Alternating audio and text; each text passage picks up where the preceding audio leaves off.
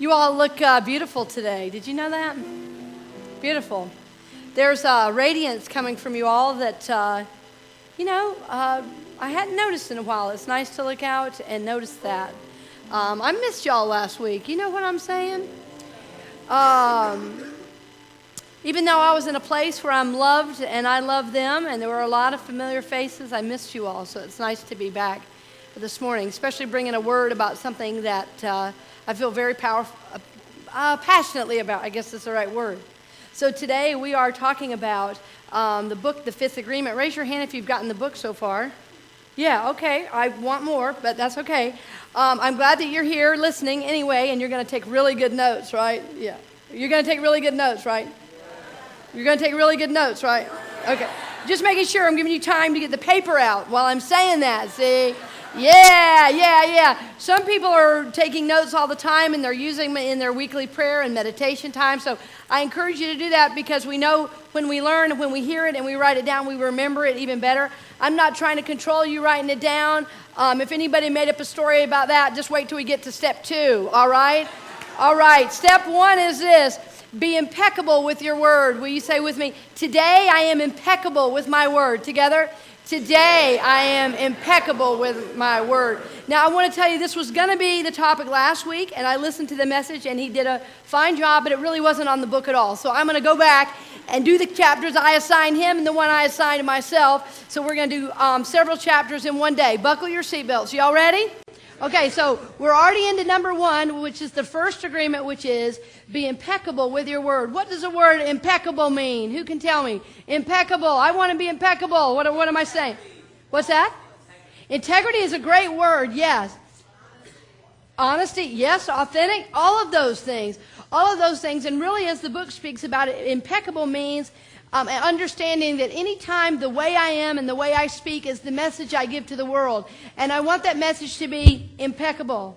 I want it to be in full integrity with my beliefs and who I say that I am and who I desire to be. I want to be impeccable. I want my actions and my words to match, and I want that to be how I show up in the world. And I only want to use the word in truth and love. Never against another person, and never to gossip. I never use my word in a way that cuts down others or cuts down myself. That's the opposite of impeccable. Impeccable means my word is only used in truth and love. So today I use my word in truth and love. Will you say that with me?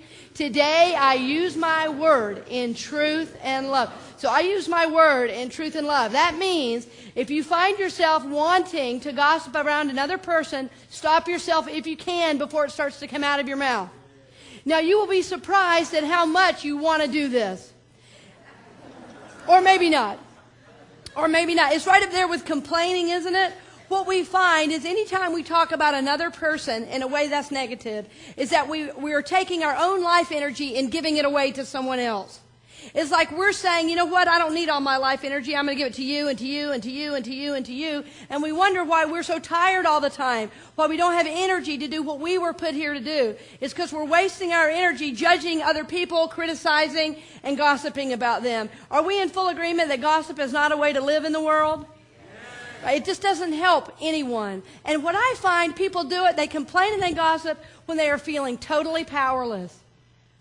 It's any time I hear gossip, I know the very person talking to me is not feeling in power in any way. They're feeling like I'm powerless, I'm helpless, I don't know what to do. So from my place of powerlessness, I'm going to judge everybody else around me so I can feel like I have power. I'm going to say, what's wrong with everybody around me just so I can feel good?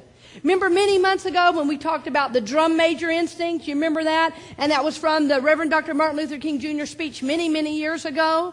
But it's still true today that we want to be better than other people. So sometimes when we feel powerless, that's why we do it. So if you're starting to do that, if you're starting to complain or you're starting to gossip, remind yourself, oh, you know what?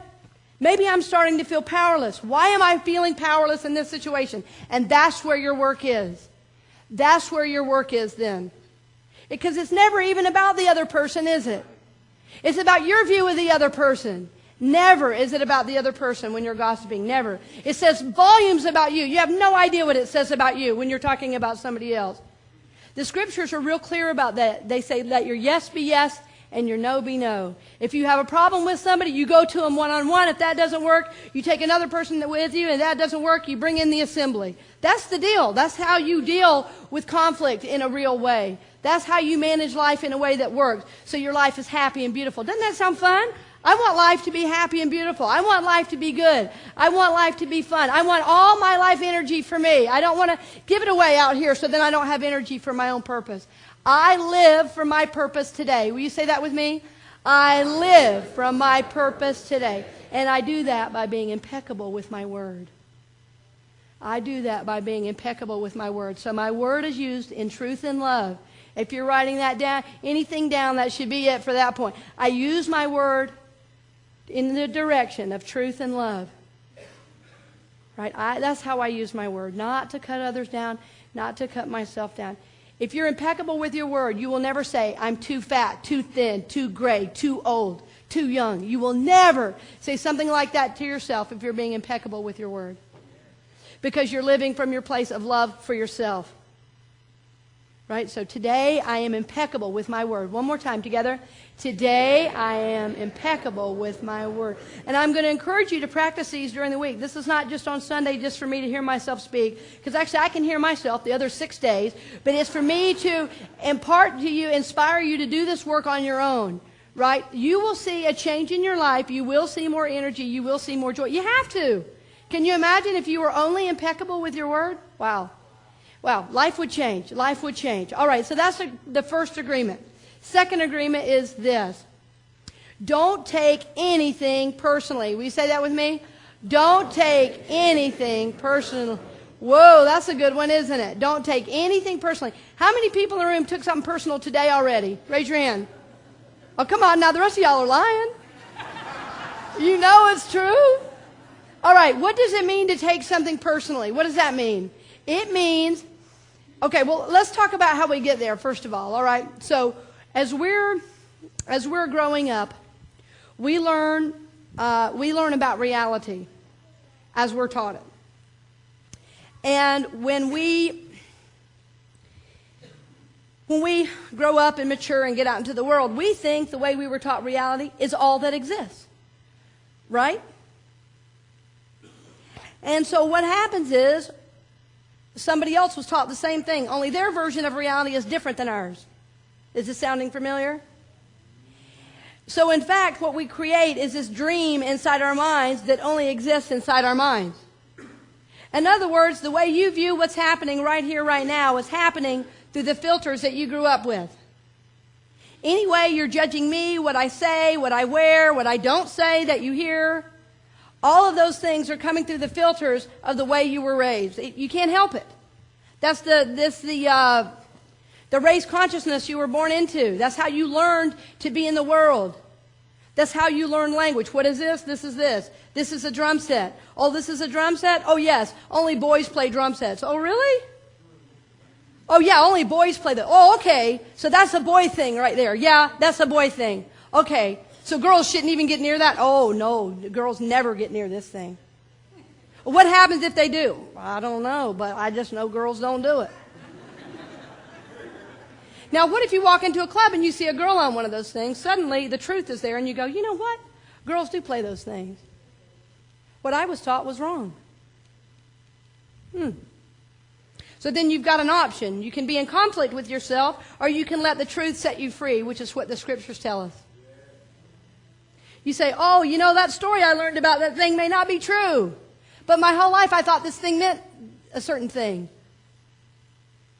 But you see, that was just the only reality you knew at the time. So all the conflict that happens in the world, I mean, I don't know about all, that might be a little global. But conflict that happens in the world happens, why? Well, because my version of reality is different than yours, and you need to understand mine, right? Because I'm right. That's what we say, right? Anybody poking their spouse about right now? Like, hey, was she in the car with us on the way? We were having this dialogue, right? Who was right? I was right, of course, right? You're saying. It's always the other one that's got the story wrong, right? So then what happens is, whatever comes to us, we start taking personally. If somebody tells us something we don't agree with, we start defending the only reality we know. See, because it's scary to know the truth. because it might cause us to shift and to change, right? So when we're not aware, we take everything personally and we're always on the defensive. It's exhausting, I'm telling you. I can't tell you how I used to be there. It's unbelievable. And I mean, in ministry, you will go crazy if you take everything personally because everybody has an opinion. That's just part of the job. You can't help it. You can't help it. Many people I know actually who have left ministry, it was because they took everything personally. Everything. And you can't. You can't. Because people are just viewing what's happening through their own filters. Now, sometimes there kernels of truth in there that you need to look at? Of course. Of course. Then that's where the work is. But to take it personally means we start defending as if we're the only way and have the only answer and all that stuff. Right? I'm going to give you an example of how we view reality differently. Like I have 3 brothers. There were 9 of us, and I have 3 brothers. And one who's just 3 years older than me. And one day we were talking, and this is like when I was in college, okay? And my brother said something about my dad, and I remember thinking, you thought that about our dad? Has anybody ever had, it was like I was in a dream, and I thought, who is he talking about? Because I'm thinking, you're only 3 years older than me, and that's what you think our dad is? You say, he's a drunk, he's this, he's that, and I mean, okay, he was an alcoholic, but that's not the first thing I would say. The first thing I might say is, I know he loved me. Yeah.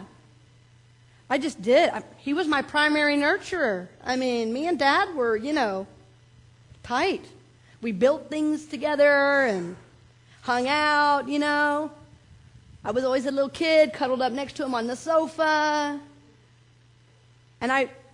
So this is what my brother said. So I remember then thinking, how can this be that we grew up in the same household, even learning the same things, but then I realized it's totally different soul path, totally different things he's learning this time around, and all of this is coming through his filters. And then I said to myself, is there some truth in that? Because I'll be honest with you, I wanted to defend my dad 100%. But I didn't. I held my thought, which was a good thing. And I started thinking, you know what? Actually, that's true. There is a little truth there. But I didn't view it that way. Now, why is that true that that's how we viewed it?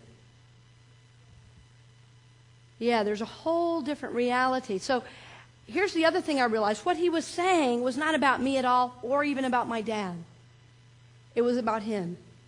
And the truth is, for whatever reason, and I know this for a fact, he felt powerless in relationship with my dad. I tell you, feeling powerless will have you do some pretty hurtful things. It will have you talk about others when you shouldn't be. It'll have you try to just take somebody out with your words.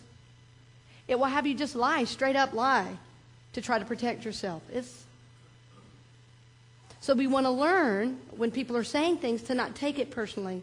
And here's the thing. Once we realize we are doing that, you're in a totally new place of power. Once you realize you're creating this reality that's only your reality, that's only known in your mind, that's not outside of you at all, that whole literal reality you've made up is not literal, in fact, at all, that you've made it up, then you have the power to evolve your soul. Because guess what? It's your creation, so you can change it. You can change it. That's great news to me. Very good news to me. So if something's coming at you that's not exactly loving, guess what? You can hold up an imaginary sign in your mind. And on this side, the sign says, it's not about me. And on the other sign that you're showing to them says, it's all about you. No matter what it is. Now, you hear me say, I'm not saying you completely ignore anything being said to you. I'm not saying that. Now, somebody heard that. I guarantee you. I've had interactions with people in this room that were difficult, but we've sat down and, as far as I know, worked them out. If anybody has one that hasn't worked it out, I'm going to leave it to them to come to me. I'm not going to go looking for trouble. If anybody's got something, bring it. I'm good. I love you enough to know that you're working something out. And my job is to help you work it out, not to be right. My job isn't to be right. My job is to love you through your process. My job is to afflict the comfortable and comfort the afflicted. That's the job. I'm going to do that to the best of my ability. I'm going to do that to the best of my ability. So we're going to be impeccable with our word, number one, right? Let our yes be yes and our no be no. Next, we're not going to take anything personally. Say with me, I don't take anything personally. Together? I don't take anything personally. You know what? I'm going to tell you something, too, that happened. It was so cute leaving this first service. There was this married couple, and they were coming up, and one of them was saying, this is so good. I think I'm going to stop the complaining thing totally. Should I say, is it okay if I think to complain and don't say it? I said, well, the idea is eventually, yes, you won't think it, but yes, the idea is you don't want it, spewing out, right? So, and then she looked at her husband and said, yeah, I'm so glad he needs this so much. And then I said, oh, really? And she goes, oh, I guess I do too, I loved it. I said, oh, that's good. That is so good. She caught herself. She was her own teacher right at that moment. Isn't that beautiful? I guess I needed to. I said, sweetie, we all do. I love you for that. We all do. We always want to say what somebody else needs to be doing. It's beautiful. Beautiful. We can't help ourselves, right? So we're in course correct mode, right? That's what we're learning to do is course correct, right? We forgive ourselves and immediately start over on the process, right? That's what we do. Edwin Gaines many years ago taught me, many of you know Edwin. She's a well-known prosperity teacher. Not only a New Thought anymore, she goes in many denominations, but her thing, she used to say, don't complain for 21 days. And if you complain, immediately forgive yourself and start over again on the 21 days. And the idea was that you cleanse your consciousness of these negative thoughts, right? So again, you can be living from your purpose. So it's all the same truth from many different places, right? We want to be on the side of truth and love, in the direction of truth and love, and not have to take down others to do that, because we know that's not love. Amen?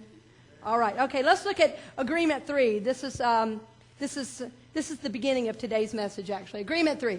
Okay, don't make assumptions. Let's read that together. Don't make assumptions. Okay, this is a good one, isn't it? Because we've already this morning made like 100 assumptions. We can't help ourselves. We assume, right? We assume when we look at somebody, they look tired. I wonder if everything's going okay. Right? We always make assumptions. If somebody's coming toward us, we say, oh my gosh, they got their hair cut. Oh, they got their hair colored. Oh, this, that. Have they lost weight? Have they gained weight? You see how number 1 and 2 are helpful to not make assumptions? But that we're going to go in this order. Don't make assumptions. Why? Because you're wrong almost 100% of the time. We don't want to make assumptions. Because here's what I learned in studying these agreements is number 2, don't take anything personally, frees me up in relationships with others. Don't make assumptions, frees me up in relationship to myself. The scriptures tell us you shall know the truth, and this is from John, I think it's John 8:35. You shall know the truth, and the truth shall make you what? Free. When we assume we don't know the truth, we're making it up. When we assume we don't know the truth, we're making up what the story is. And I'm telling you, I have been practicing this, and it's so funny what I do. I'm embarrassed to tell you, but I'm going to tell you what I do. Even when I ask a clarifying question, even when I stop long enough to say, well, can you tell me more about why you didn't like my message today? I'm already making up the answer that they're going to tell me. I'm assuming again. Does anybody else do that? We can't help ourselves, right? But we can help ourselves, actually.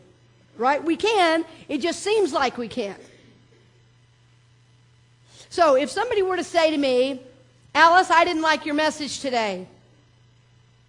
If I took it personally, I'm going back to step 2, but stay with me. If I took it personally, what would I think? Oh, I must be bad. But and that's also making an assumption, isn't it? Right? And the assumption is, you know what? Maybe I'm not good at this after all. Why do I do this every week? You see how the self-talk starts? When, if I said, you didn't like my talk today? Tell me more about that. I wonder why. Oh, well, I've actually never liked your talks. Oh. And then I might say, well, then why do you come to church here every Sunday? And they would say, for the music. And I would say, me too. Yeah, Sue rocks it, right? Oh, this guy's up here. But now if I took it personally, I could never get there. You see how me taking it personally would get in the way and all my assuming? Now, here's the other thing that could happen. So you hear how it's brave to ask questions about your assumptions? They're very brave. Because sometimes you might hear something you don't want to hear and you might have to work on it. That's the soul work, okay? Now somebody say it for me, okay? See? Now, here's the other thing that can happen. You didn't like my talk today. And I say, oh, really? Why? And they say, because I have to work now. I didn't like your talk because now I have to work on myself. Now that is a completely different answer, isn't it? And I know I would not have gone there probably on my own, which is why we learn to ask illuminating questions and not assume we know what the story is. See, our story is made up from our unhealed places. That's what is hard to remember. The places in us that still don't know that we're loved, the places in us that still don't know we're connected to Spirit, that's the place that the story makeup comes from. I mean, somebody can look at you sideways and you make an assumption. They hate me. It happens all the time. In relationship counseling, I sit down and I say, how's everything going? And one's sitting over here and one's sitting over there. They're not even touching. They've made up a whole story that's not even true. Right? Well, he did this and she did that, or he did that and he did that, whatever. And pretty soon we find out they've just made up a story about an interaction that's not even true. Neither of the stories are true. Right? It's all made up. So rather than assuming, what the other person needs, we want to step back and ask some questions so we can be set free. Right? So we can be set free. That's how you set yourself free. That's how your soul evolves, is you move away from making assumptions about what the story is. See, because the only story you're actually hearing is the one you've made up. It's not actually what's happening. It's your view of what's happening through the filters that you have. And it looks true, and you can even make evidence that it's true, but most often than not, it's not true. And so what happens is your story begins to unravel, and then you can live from your God place and not from your hurt places all the time. Not from your pain, but from your love. We want to live from the direction of truth and love. Will you say with me, I live from truth and love. Together, I live from truth and love. I live for my soul freedom. Together, I live for my soul freedom. Yeah, I live for my soul freedom. That's what we want to do. So we want to be impeccable with our word. We want to not take anything personally. And don't make assumptions. That's this week. That's a lot to work with. It's a lot to work with. But you can do it. We've got a whole book to get through. We're going to do it in 2 months. And we're going slow. I'm sorry I had to do this week packed, but y'all can do it. I know you can. And what I hope you'll do is spend some time this week, whether it's in the car or put it on your mirror in the bathroom or on your computer screen or have a screensaver. Somehow remind yourself to be impeccable with your word, because you're going to catch yourself. And when you catch yourself, that's the time that your soul is going to evolve. That's the time you get to move forward. And everyone around you, and especially yourself, and by the way, especially your children, will benefit. Because what you're going to show them is a new way to do reality. That you don't have to defend every position all the time. It's okay to say, oh, maybe I looked at that wrong. Thank you for bringing that to me. Even if it hurts. We may have to cry about it and say, oh, maybe I was wrong, but I'm going to come back to the table and do my work so I don't have to do that again. Amen?